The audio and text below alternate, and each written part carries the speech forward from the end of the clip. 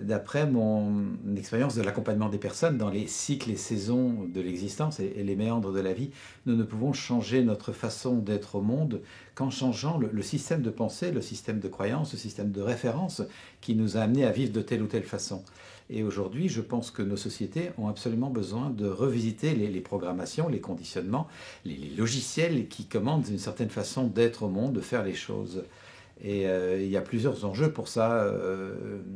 Par exemple, un des premiers enjeux, c'est de sortir de l'habitude de vivre les rapports humains comme des rapports de force. Domination, soumission, agression, démission. C'est une habitude, c'est une programmation. On peut vivre autrement. Et nous avons besoin aujourd'hui de recréer des rapports de collaboration, d'écoute, d'accueil de la différence, de traversée non violente des conflits. On peut développer de la non-violence, ce qui ne veut pas dire qu'on va éviter les conflits, mais on peut apprendre à les traverser de façon féconde. Et ça devient un enjeu fondamental de se défaire de cette habitude d'être accro à l'affrontement et parfois même de le rechercher parce que ça dégage au fond un peu d'adrénaline. Donc ça, c'est une programmation essentielle à quitter. Quitter les rapports de méfiance par rapport à ce qui est neuf, ce qui est différent, ce qui nous fait sortir de notre zone de confort, beaucoup de méfiance par rapport à ça. Or aujourd'hui, clairement, nous avons besoin de sortir de notre petit confort qui ronronne mais qui nous emmène dans des espèces de Titanic feutré droit sur notre iceberg. Nous avons vraiment besoin d'apprendre à manœuvrer pour orienter nos sociétés autrement, quitte à passer par des moments d'inconfort, en tout cas de simplification, de sobriété. On parle, vous connaissez l'expression de Pierre Rabhi, de sobriété heureuse. Satish Kumar nous parle de elegant simplicity, de retrouver une simplicité élégante pour vivre avec davantage de respect des ressources et de la matière. Ce sont des changements pas nécessairement confortables, mais vraiment nécessaires. Et j'ai confiance qu'ils sont la clé d'un bonheur beaucoup plus grand, beaucoup plus profond, beaucoup plus stable que notre espèce de frénésie de consommation de surface qui, au fond, ne nous rend pas heureux. Nous aurons également besoin d'apprendre à quitter l'habitude de voir les rapports humains comme un je-me-moi très avide, très égoïste, très accapareur, souvent face à un tu-toi vécu comme hostile, parfois même menaçant. Et nous avons besoin de recréer du nous solidaire, du nous d'appartenance, du nous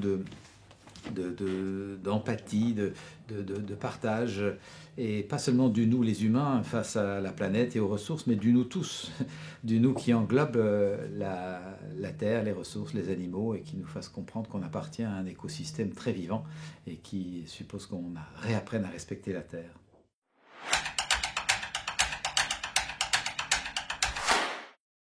Ça s'est fait historiquement. On est entré dans une impression qu'on pourra régler les conflits que par des rapports de force, au lieu que de développer des compétences d'empathie, d'écoute, d'accueil de la différence, de capacité à laisser les choses décanter tranquillement et de faire confiance qu'on va pouvoir, entre ma voix et ta voix, trouver dans les temps qui viennent, peut-être pas demain, mais peut-être après-demain, une troisième voix qui nous réconcilie. Ces processus, nous avons besoin de les retrouver. Ils font partie des sagesses et ils font partie de certaines façons de négocier les conflits dans les pays du monde où on crée de la palabre pour chercher le moment où on va se rencontrer sans être pressé pour ça et en étant prêt à être un peu bousculé par ce qui va naître du désaccord.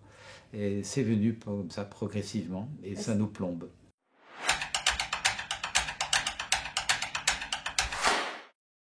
Il me semble que c'est assez occidental, oui, que dans notre hyper-individualisme, nous avons oublié le sens de l'écoute, le sens de l'accueil, de ce qui frictionne, de ce qui est inconfortable et qui cependant fait partie de la vie. C'est ce qui fait, je crois, notamment, dans un tout autre domaine, le nombre de divorces. C'est qu'on n'accepte plus le désaccord, et le désaccord qui dure et qui demande d'approfondir la relation et de passer à d'autres paliers de conscience pour se retrouver. Ben non, dès qu'on n'est pas content, pouf, on jette, on abandonne, et ça ne nous rend pas heureux. Ça nous remet plutôt dans une espèce d'addiction à la nouveauté, à la différence, au changement qui rend pas heureux.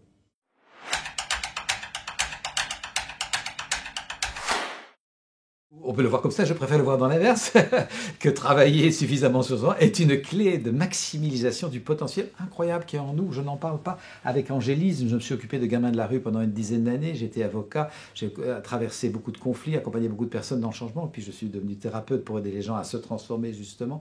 J'ai pu voir que nous disposons de ressources de transformation personnelle et donc sociale par impact, de ressources aussi considérables que souvent négligées malheureusement. Et donc, si nous apprenons à découvrir ces ressources, mais nous avons un potentiel de transformation du monde qui est extraordinaire. Et personnellement, une approche qui m'a permis de trouver mes ressources et de les faire connaître, c'est l'approche que j'enseigne depuis 25 ans, qui s'appelle la communication non violente, qui commence à être de plus en plus connue parce qu'elle est très efficace.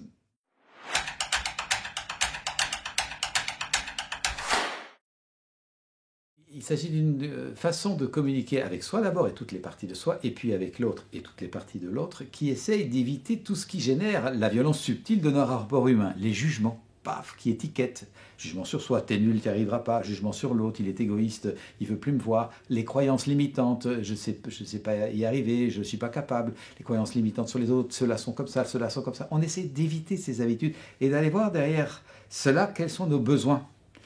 Quand je me juge incapable d'y arriver, j'ai besoin d'apprendre à me faire confiance que je peux petit à petit y arriver. Ma dynamique est tout autre quand je me dis, au fond, j'ai besoin d'apprendre à me faire confiance pour petit à petit y arriver, que quand je me jure, je suis incapable, j'y arriverai pas, et que je me suis vraiment tiré une balle dans le pied. Même chose, quand j'ai une appréhension vis-à-vis des autres, ceux-là ne peuvent pas comprendre ou ils vont jamais m'accueillir, et que je me relie à mon besoin, j'ai besoin de faire confiance, que petit à petit, je peux créer du lien avec ces personnes et renouer la relation. Quand je me mets dans cette dynamique, il y a infiniment plus de chances que ça se passe que quand je suis plombé par une croyance négative. Et donc l'idée, c'est de lever cette violence subtile que nous entretenons sur nous ou sur les autres par des habitudes de conscience et de langage qui sont très obscurcissantes, je ne sais pas si le mot existe, occultantes, qui sont freinantes. Et donc on est attentif à travailler ça. Ça s'apprend comme une nouvelle langue. Ce n'est pas un truc magique, c'est une pratique. Et je vois que c'est extrêmement bénéfique pour nous aider à transformer nos vies en profondeur.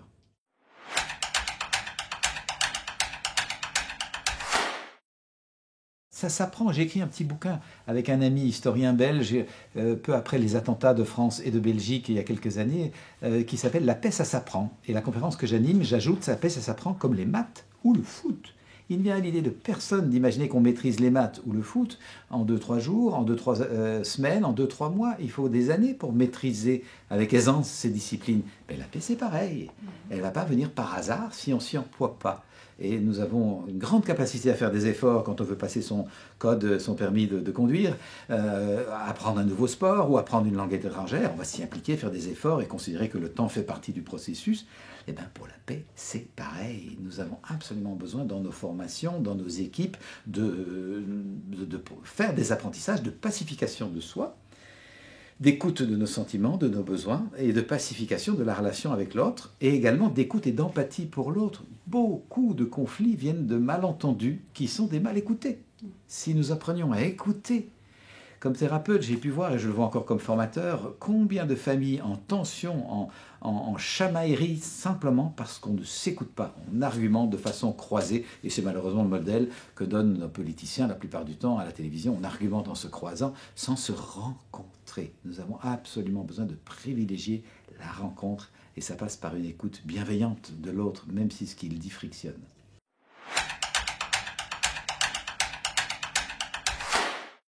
Ça s'apprend, j'en suis absolument convaincu.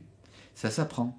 Ça s'apprend en comprenant, en observant, parce que j'organise dans ma vie des moments de recul, que j'appelle des moments d'intériorité, on mettra le mot que l'on veut là-dessus, pour observer, tiens, ceci m'a pas rendu heureux, pourquoi ça ne m'a pas rendu heureux, qu'est-ce qui a été frictionné en moi, de quoi est-ce que j'ai besoin, comment est-ce que je peux prendre soin de ces besoins d'une façon qui en prenne compte et me permette d'être plus heureux. Nous avons besoin d'apprendre à pivoter à l'intérieur de nous, de faire de nouveau, on y revient, des apprentissages, et donc de nous organiser régulièrement des moments de recul, d'écoute intérieure, on appelle ça dans notre jargon de l'auto-empathie, de l'empathie pour cet humain que je suis.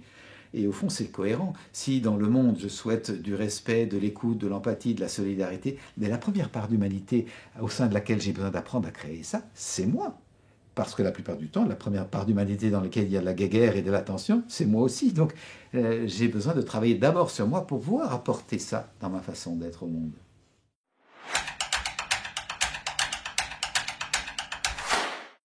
Cette approche-là, ou d'autres qui s'en approchent, hein, il n'y a pas une exclusivité. Il se fait qu'effectivement cette approche se révèle extrêmement efficace pour dénouer des conflits, traverser des silences et des non-dits qui plombent la relation, arriver à retrouver un alignement sur un objectif commun, permettre aux personnes d'exprimer leur colère de façon très claire sans pour autant être agressif, le fait de pouvoir indiquer des limites par des noms très clairs mais qui indiquent ce à quoi on dit oui quand on dit non, mais également pouvoir écouter l'autre quand il dit non et accepter que le non n'est pas la fin du dialogue, mais qu'on peut écouter ce à quoi l'autre dit oui quand il dit non. Donc vraiment recréer du nous dans la relation. C'est une approche qui se révèle extrêmement efficace et donc je suis heureux qu'elle soit de plus en plus connue et que ce type de rencontre nous permette de la faire connaître dans des milieux où on a besoin d'être mieux outillé. Parce qu'il ne s'agit pas juste de savoir faire un pont, creuser un puits ou donner un cours, il s'agit aussi de traiter toutes sortes d'enjeux de relations qui peuvent se révéler frictionnants.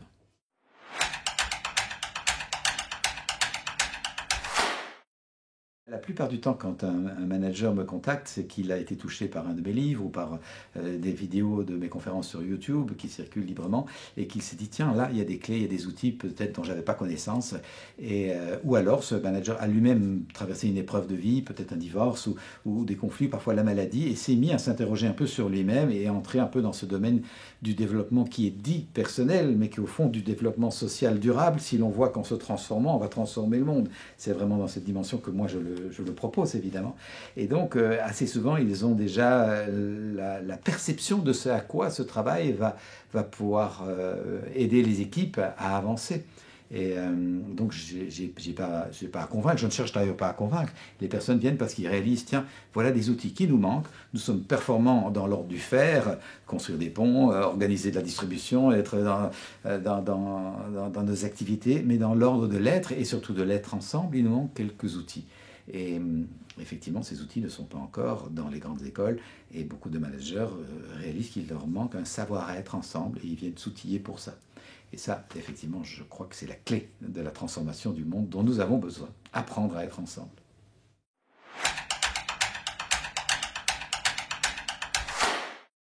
Ces derniers temps, je suis évidemment très touché, comme tout le monde, par les enjeux de climat, d'écroulement de la biodiversité et le risque d'effondrement climatique. On parle beaucoup de collapsologie, de risque donc d'écroulement. Et je ne veux pas être dans la dimension tragique de ça, mais c'est quand même une alerte qui nous permet de dire où mettons-nous notre énergie, à quoi allons-nous servir. Et un auteur qui a écrit un livre intéressant sur comment tout peut s'effondrer, Pablo Servigne, a aussi écrit un livre absolument passionnant avec son collègue Gauthier Chapelle, que j'apprécie beaucoup pour son travail aussi dans ce domaine-là. Et ce livre s'appelle « L'entraide, l'autre loi de la jungle » et pose très clairement cet aspect qu'avec Darwin, la théorie de l'évolution, on n'a retenu qu'une partie du message de Darwin qui serait que la loi de la nature, de l'évolution, serait manger ou être mangé. On a oublié une autre partie du travail de Darwin qui indiquait qu'il y a énormément de solidarité dans le monde animal aussi, et que c'est aussi une autre loi. Et évidemment, la première version, la première partie, manger ou être mangé, dans l'histoire a pu servir certains systèmes politiques, bien sûr, de façon tragique, comme on le sait. Donc l'entraide est un des enjeux qui a permis la vie. Je ne connais pas exactement, je ne suis pas un spécialiste de toutes les expressions, mais le partenariat, la symbiose entre les cellules, etc., a créé la vie. C'est parce qu'il y a un partenariat, une combinaison, une entraide, une co-création, une pollinisation que petit à petit la vie apparaît. Et on voit qu'effectivement des essaims d'abeilles fonctionnent ensemble, on voit qu'une troupe de loups chasse ensemble, on voit des phénomènes de solidarité, le martin pêcheur se laisse mourir si sa compagne meurt, on voit des choses qui sont magnifiques et qui nous permettent de revisiter l'impression que la lutte est comme ça, l'homme est un loup pour l'homme, la violence c'est inné, on ne peut pas changer ça, ce qui est, à mes yeux, complètement faux. Pour m'être occupé de gamins de la rue qui sont parfois très violents dans leurs attitudes, j'ai découvert que la violence n'est pas l'expression de notre nature. La violence est l'expression de la frustration de notre nature. Nous ne sommes violents que quand notre nature profonde est frustrée. Et notre nature, ce sont des besoins d'appartenance, des besoins de reconnaissance, des besoins d'être compris, des besoins de comprendre, des besoins d'amour, des besoins de sens. Quand ces besoins fondamentaux de l'humain ne sont pas nourris et que donc notre nature n'est pas nourrie, nous pourrions être dans des mécanismes de cocotte-minute, d'explosion violente. D'où l'importance d'apprendre à bien connaître notre nature, à la fréquenter, à mettre des mots dessus et à faire un travail de connaissance de soi. Et j'en terminerai par cette proposition. Donc avec ce livre, L'entraide, l'autre loi de la jungle, la première entraide, c'est d'apprendre à se réconcilier avec soi parce qu'un citoyen pacifié se révèle un citoyen pacifiant.